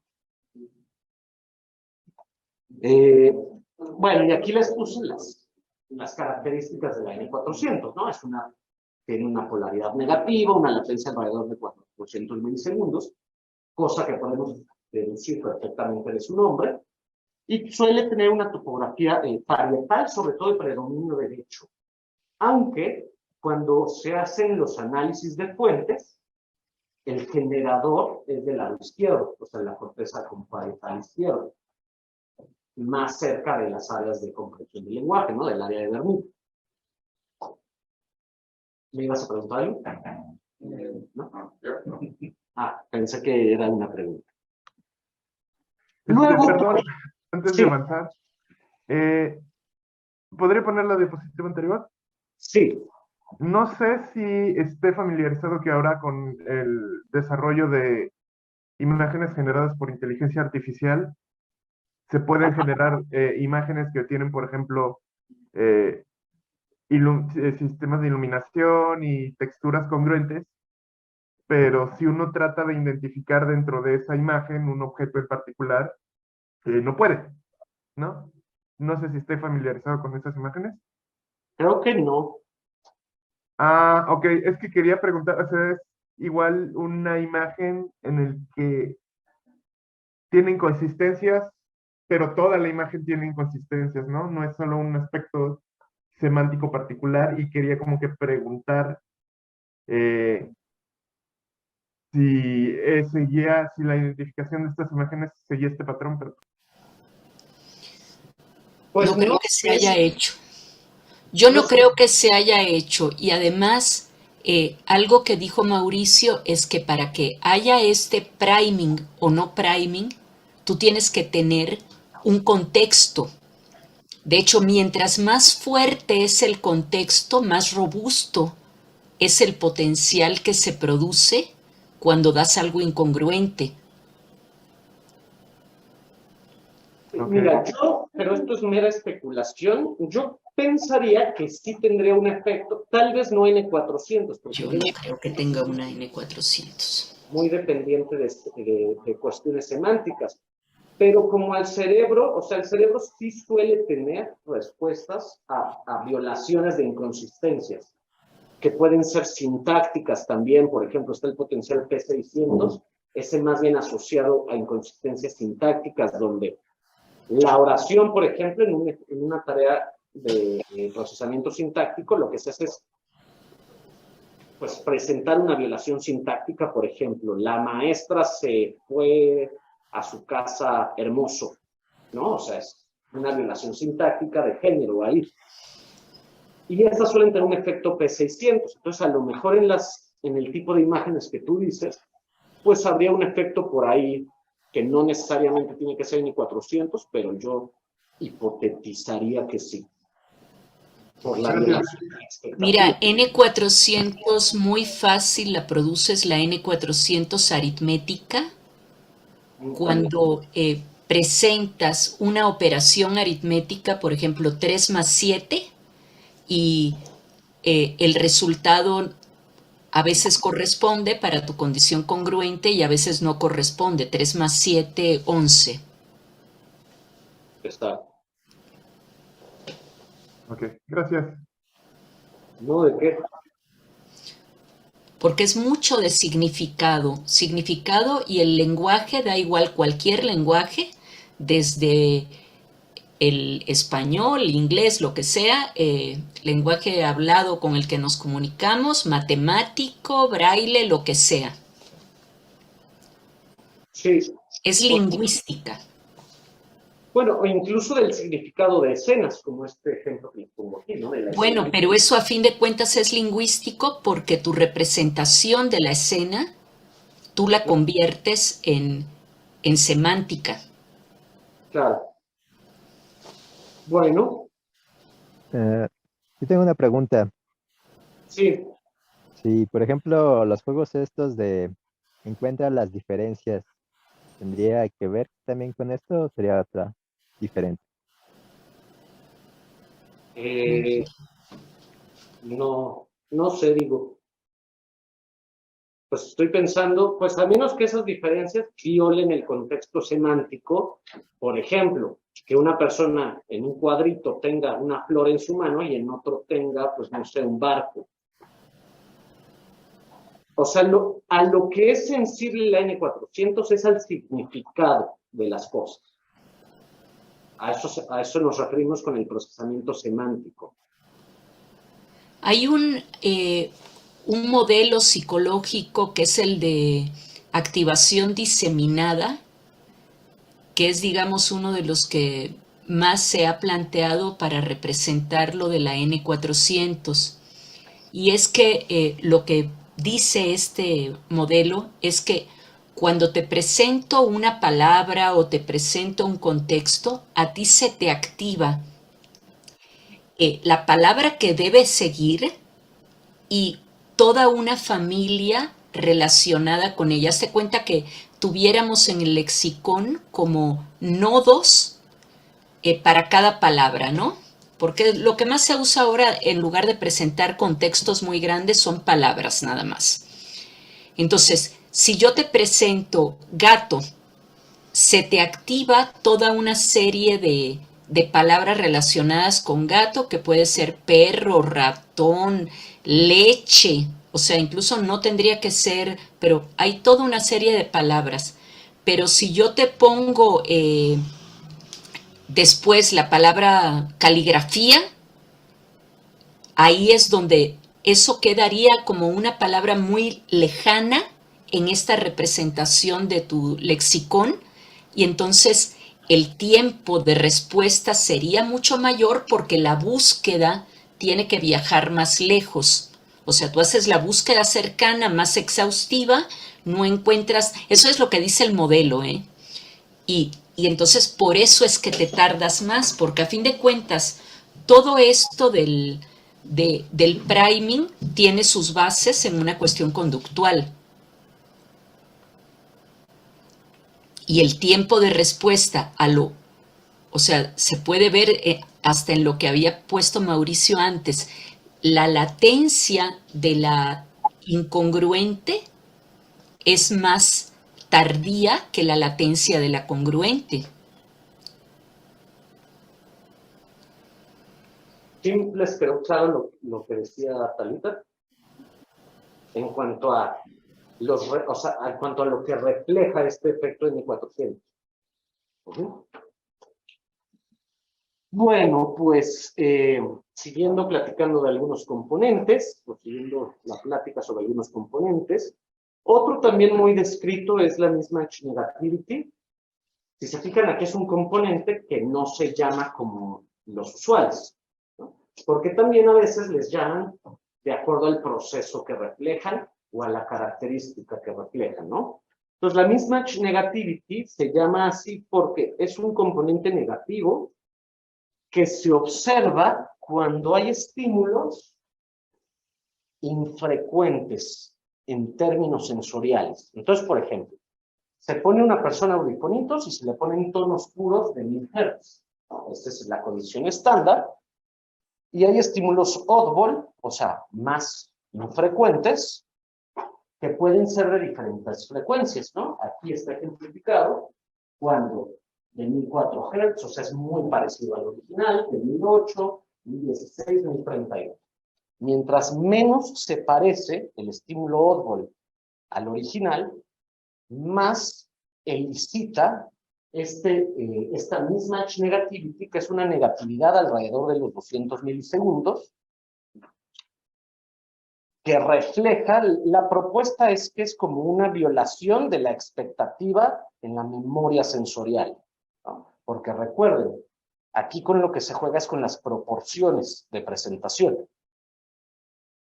Y la mismatch negativity, dentro de las cosas, a ver, interesantes que se me ocurren, es que en personas en coma, por ejemplo, su presentación y amplitud suele ser un predictor de recuperación.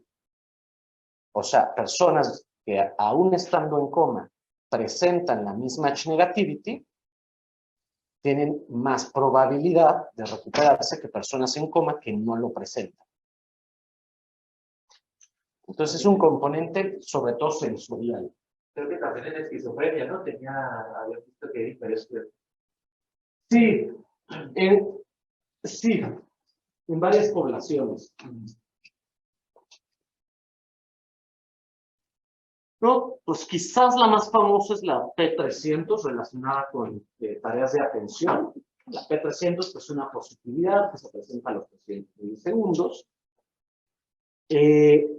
Y suele tener, aquí les pongo un ejemplo de 3 tareas típicas para el estudio de la P300, ¿no? Me voy a enfocar en las 2 de abajo. Entonces, en una tarea, ¿cómo? Ah, sí. En un paradigma oddball, pues nosotros tenemos que a la persona se le presentan un estímulo. Puede ser, hay tareas visuales, hay tareas auditivas, ¿no? Ya lo que platicábamos, un estímulo estándar, que es el más frecuente en la tarea. Y se le pide a la persona que responda cuando se presenta el estímulo oddball o el estímulo infrecuente, que aquí se representa con una T porque es el target, ¿no? Es al que la persona tiene que responder. Y entonces el estímulo target suele estar o suele elicitar esta positividad que es mucho mayor que la que se elicita ante el estímulo frecuente. ¿Se fijan? Esta es una caricatura, pero así sucede en la realidad. Pero también hay paradigmas de 3 estímulos, por ejemplo, donde se ha visto que hay 2 componentes P3 diferenciados, además. Y esto es muy fácil de ver en una tarea de 3 estímulos, por ejemplo, donde la tarea es muy similar, o sea, hay un estímulo frecuente, un estímulo objetivo al que la persona tiene que responder, pero se mete un tercer estímulo distractor que nada tiene que ver con lo que la persona tiene que hacer. Entonces, por ejemplo, la tarea puede ser que la persona responda cuando están las letras X, que son infrecuentes, mientras todas las demás, por ejemplo, son letras O, y de repente por ahí se le pone una letra B. No tiene que hacer nada con ella, pero también es un estímulo infrecuente. Cuando se analizan las 3 condiciones, se suele ver que el target, o sea, a la que sí tiene que responder, pues se elicita la P300, como la de acá arriba, que es la que se le llama la P3B, que tiene una topografía parietal sobre todo. Pero los estímulos distractores elicitan una P3A, que es un poco más temprana en cuanto a latencia, y este tiene una topografía más bien frontocentral. La interpretación o a lo que se ha asociado es a la P3B como estímulos sobre los cuales la tarea es dependiente, o sea, la tarea de la persona es responder ante ciertos estímulos infrecuentes, perdón, y por lo tanto hay un proceso activo de vigilancia, ¿no? O sea, la persona está esperando el estímulo específico para responder ante él. Pero la P3A suele ser elicitada por estímulos infrecuentes, ¿no? O sea, que son diferentes a los que se presentan de manera frecuente, pero que no son relevantes para la tarea. Como en este caso, si aparece una letra B, la persona no tiene que hacer nada, pero es un estímulo infrecuente que de alguna manera saca de lo que estaba, ¿no? Un ejemplo, por ejemplo, un ejemplo de un estudio que hacemos en el laboratorio es con una tarea de atención involuntaria donde analizamos el que se llama el potencial de distracción. Entonces a la persona se le presentan dos tipos de tonos, uno corto de 250 milisegundos y uno largo de 500 milisegundos. Y la persona solamente tiene que estar atenta, ya me había jalado mucho mis orejas, a si el estímulo es corto o largo, ¿no? Y entonces responde con el botón izquierdo, por ejemplo, si el estímulo fue corto, y con el botón derecho si fue largo, ¿no? Y son 50 y 50. Corto, o sea, en proporción corto-largo. Pero un 20% de ellos, o sea, del total, tiene un tono diferente. Por ejemplo, los estándares son de 1000 Hz, y un 20% de ellos son ya sea de 2000 Hz o de 500 Hz, o sea, son diferentes en su frecuencia me refiero a auditiva, ¿no? Y entonces lo que tú vas a analizar con la tarea no es si era corto o largo, sino si era del tono estándar o del tono diferente. Ese tono no tiene nada que ver con la tarea, ¿están de acuerdo? La persona sigue teniendo que responder si es corto o largo. Solo es una característica distractora. Y lo que se suele observar en una tarea como esa es un componente, bueno, más bien es un potencial compuesto de 3 componentes. Primero, una mismatch negativity, que es la parte sensorial, ¿no? Recuerden que refleja que algo no fue lo esperado en términos sensoriales. Luego, la P3A, que a lo que se asocia es justamente a poner la atención en algo que varió. En este caso, pues varió el tono, pero no es relevante para la tarea. Por lo tanto, elicita una P3A de distribución frontal sobre todo, y luego un componente que se llama RON, que es una negatividad de reorientación, que es la realocación de los recursos atencionales a lo relevante de la tarea, ¿no? O sea, si era corto o largo. ¿Me explico? RON. Sí, RON por las siglas en inglés de negatividad de reorientación. Y por ejemplo, en pacientes con Parkinson, sin tratamiento, se ha observado, eso es un estudio del doctor Rodolfo Solís, que ha trabajado mucho con este paradigma, que están alterados, por ejemplo, esos procesos de distracción y reorientación, a diferencia de los que sí tienen tratamiento. Ahorita les hablo un poquito más de como investigación aplicada. Entonces, estos son algunos ejemplos de componentes estudiados. Digo, no me da el tiempo en una clase de 2 horas para platicarles de tantos que hay. Pero el estudio de los potenciales relacionados con eventos tiene la ventaja de que hay literatura como muy sólida. Hay muchos muy bien estudiados que tú ya sabes qué puedes esperar. Hay tareas estandarizadas para los principales sistemas de adquisición, entonces tú puedes ir a la base de datos, descargar la tarea para que te quede igualita que lo que todos hacen. Entonces tiene como muchas ventajas en ese aspecto, y pues están muy estudiados, son económicos relativamente. Y hasta ahora he hablado de cuando nosotros sincronizamos todo con el estímulo que se presentó. Pero nos pueden interesar otras cosas, por ejemplo, sincronizarlo con la respuesta, no con el estímulo que presenté, sino con la respuesta que dio la persona. Y entonces hay otra familia de potenciales relacionados con las respuestas. Aquí les voy a poner nada más un ejemplo. Por ejemplo, la negatividad asociada al error, que es un componente negativo que se observa cuando tú sincronizas con la respuesta, o sea, en el momento en el que la persona dio la respuesta, y asociada a cuando la persona se da cuenta que cometió el error al responder. Entonces, por ejemplo, y son 3 condiciones, la respuesta correcta es, déjenme la señalo para las personas de Zoom, es el potencial de acá, y luego están estas dos donde hay respuestas, pues francamente incorrectas, ¿no? Donde se licita la negatividad asociada al error, pero además su amplitud, esta de acá que estoy marcando ahora, es en errores parciales, o sea, su amplitud también depende del grado de error que cometió la persona. ¿Cómo? Un ejemplo, por ejemplo, que haya que la tarea consiste en seleccionar la respuesta correcta de una operación, ¿no? Entonces tú le pones 3 por 2 y le pones 3 opciones, ¿no? Entonces aprieta botón A si es la de acá, la B si es la de acá o la C si es la de acá.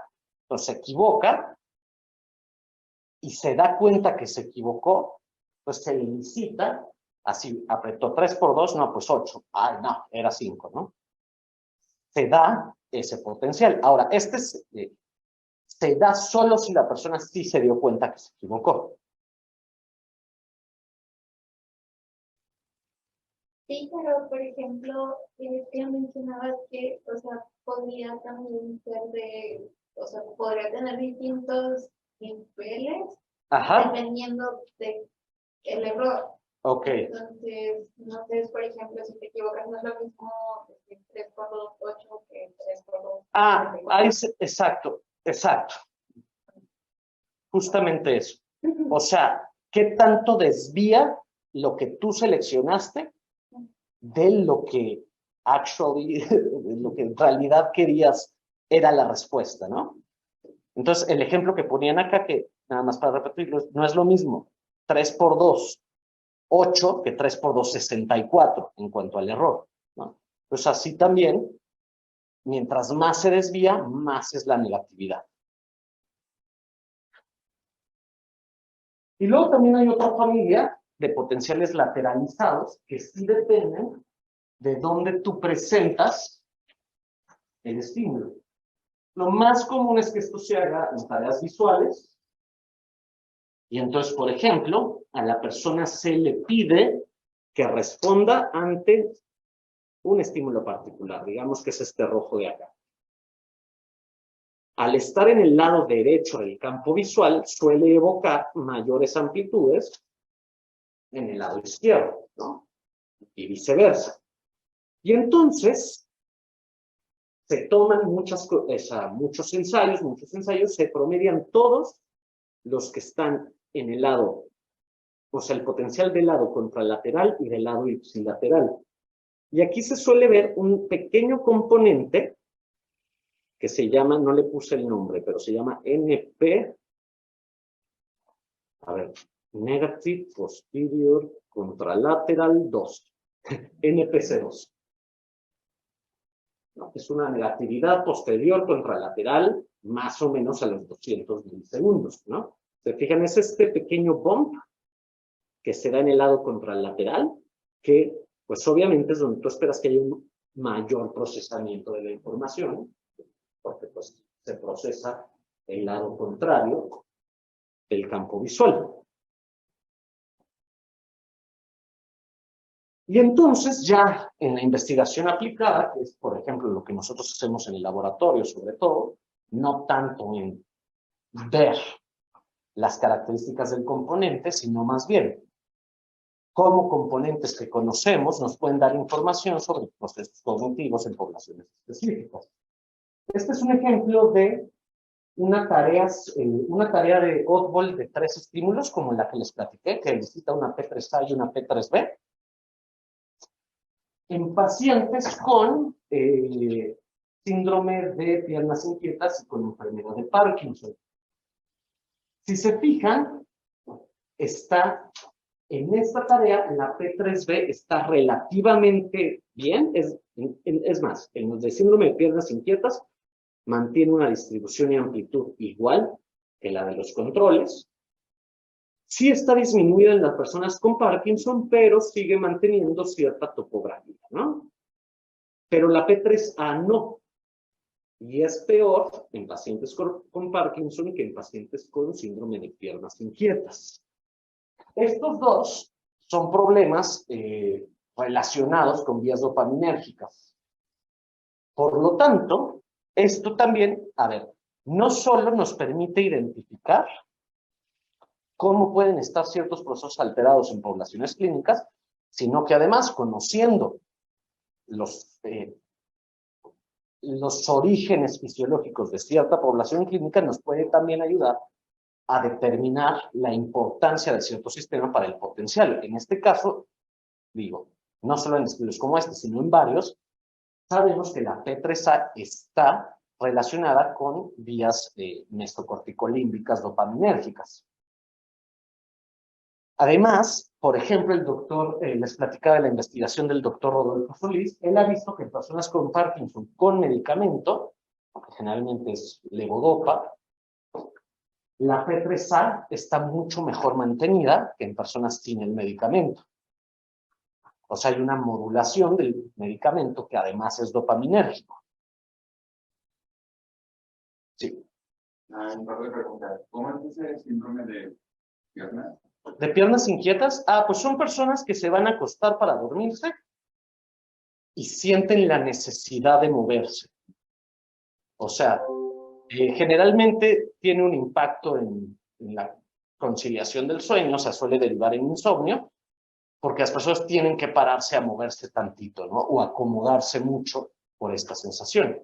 Y puede o no estar acompañado ya durante la noche de lo que se llama movimiento periódico de miembros, que es tal cual ya dormidos, mover periódicamente las extremidades. ¿Y eso? Suele estar asociado a problemas justamente como en las vías dopaminérgicas, particularmente de mesencéfalo a ganglios basales, y no conozco mucho sobre la etiopatología, pero sé que está involucrado ahí y que el tratamiento suele ser dopaminérgico y mejora bastante los síntomas. Y la segunda pregunta es relacionada a la levodopa que mejoraba, comentó, en la P3A. Ajá. Pero eso, bueno, lo que yo sé es que este medicamento al inicio sí tiene un efecto positivo, pero va decayendo, ¿no? Sí. ¿Se mantiene o igual en conjunto al efecto terapéutico de la L-dopa también decae este mejoramiento? Fíjate que no sé, porque el estudio lo hicieron al inicio del tratamiento. Sería interesante saber qué pasa justamente durante un seguimiento. No sé si tengan un seguimiento, publicado no lo tienen, pero a lo mejor lo tienen en proceso o algo así. Voy a investigar. Gracias. ¿Alguien más tiene alguna pregunta? ¿Los de Zoom? Ok. Y entonces, bueno, básicamente al estudiar una población clínica, pues hay como de dos posibilidades, ¿no? Si tú ya conoces el potencial está muy estudiado, el efecto, qué proceso cognitivo refleja, qué variables influyen sobre él, pues te permite comparar entre poblaciones cómo está la integridad de ese proceso cognitivo. Por ejemplo, nosotros en el laboratorio tenemos estudios, lo que hacemos es, la línea de investigación de adultos mayores involucra tanto el electro en reposo como los potenciales, ¿no? Entonces, primero, los potenciales, los participantes que son voluntarios, nosotros trabajamos en envejecimiento sano, entonces son personas que llegan que no tienen evidencia de deterioro cognitivo, ni evidencia, pero además que tienen buenos puntajes en pruebas neuropsicológicas, valores de sangre dentro de rangos, sin enfermedades metabólicas o de otro tipo no controladas, en fin, es una población muy sana, y nosotros les hacemos un electroencefalograma. Dividimos en dos grupos a aquellos que tienen el electro normal constituyen el grupo control, y aquellos que tienen un exceso de actividad lenta, específicamente actividad teta, son los que consideramos con riesgo de deterioro cognitivo, aun cuando están sanos y objetivamente cognitivos, o sea, mediante pruebas neuropsicológicas bien. Luego hay otros que tienen otras anormalidades y estos no entran. Digo, no es que no entren, pero pues ya no los metemos en estos dos grupos, ¿no? Cuando nosotros, en varios estudios que hemos hecho, nosotros vemos que en las tareas, por ejemplo, yo les platico de la que hice en mi tesis de licenciatura, era una tarea de decisión léxica, ¿no? Con una tarea de N400, y los dos grupos, en términos conductuales, se comportan igual. Pero el grupo de riesgo tiene ya tiene mayores amplitudes de N400, sugiriendo la necesidad de emplear más recursos para llegar al mismo resultado conductual que los controles. ¿Sí me explico la lógica?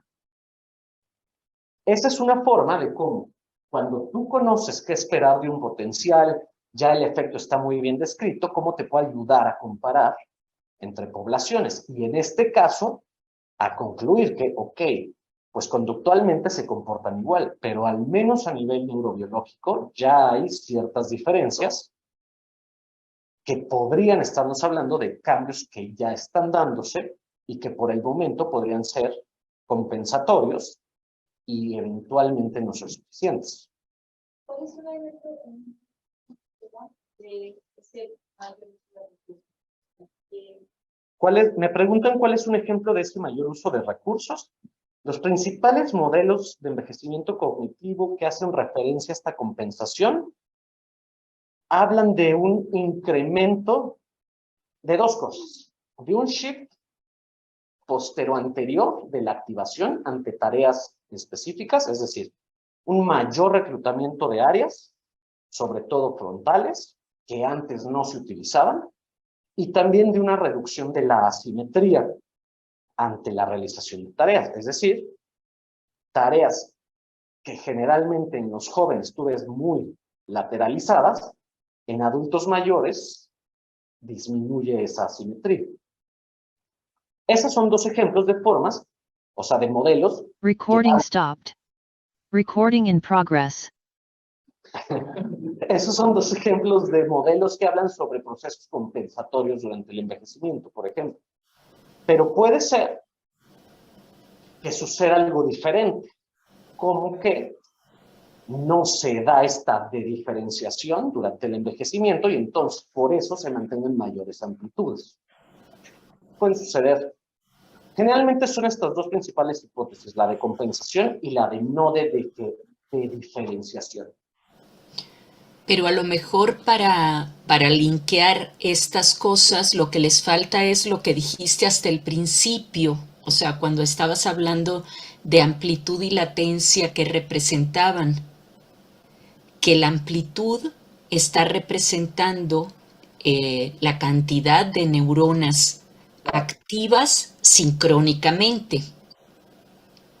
Entonces, por eso, cuando yo tengo más amplitud, en un efecto puedo hablar de que se necesitaron más neuronas que estuvieran activándose sincrónicamente.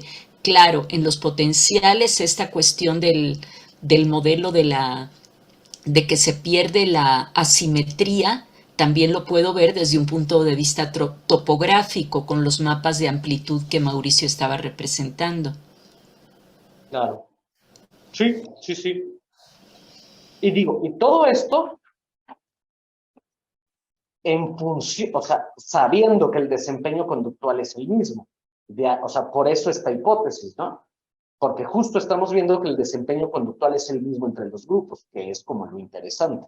Bueno, a mí me parece lo interesante, ¿verdad? No sé ustedes. ¿Qué tal que no? Y me dicen, no, pues no es interesante, pero... Y luego también puede suceder pues que utilicemos tareas donde el efecto de potenciales es desconocido, no sabes exactamente qué esperar. Pues eso complica más las cosas, evidentemente. A mí no me gusta eso. Yo prefiero como cosas que ya están muy establecidas, sobre todo en investigación aplicada, pues, que es de lo que estamos hablando, ¿no? Ahí, pues, ¿en qué te fijas? Pues bueno, ¿cuáles son las diferencias entre condiciones? Porque tú no sabes el efecto. Estoy hablando de tareas en las que no haya como una muy clara descripción del componente y de lo que hay que esperar, ¿no? Pero bueno, aun si tú tienes dos grupos donde hay diferencias entre condiciones entre los grupos, pues ya también te dice algo del procesamiento, ¿no? Tú puedes ver si esas diferencias están en términos de amplitud, si están en términos de latencia, es decir, que en una población se dé antes el pico del efecto que en la otra, o también las diferencias en términos topográficos, ¿no? Que una población la tenga más lateralizada que la otra, o de plano en hemisferios diferentes. Que recuerden, la actividad eléctrica cerebral registrada desde el cuero cabelludo no hay que tomarlo como un indicador de que ahí está la actividad, ¿no? Porque por el tema de la resolución espacial, de la conducción de volumen que se da a lo largo de todo el volumen cefálico, ¿no? Y no sé si listo o no. Y listo, wow. Y ya, pues eso es lo que les quería platicar a muy grandes rasgos de los potenciales relacionados con eventos. Si no me equivoco, van a tener su práctica el viernes acá con Inverts.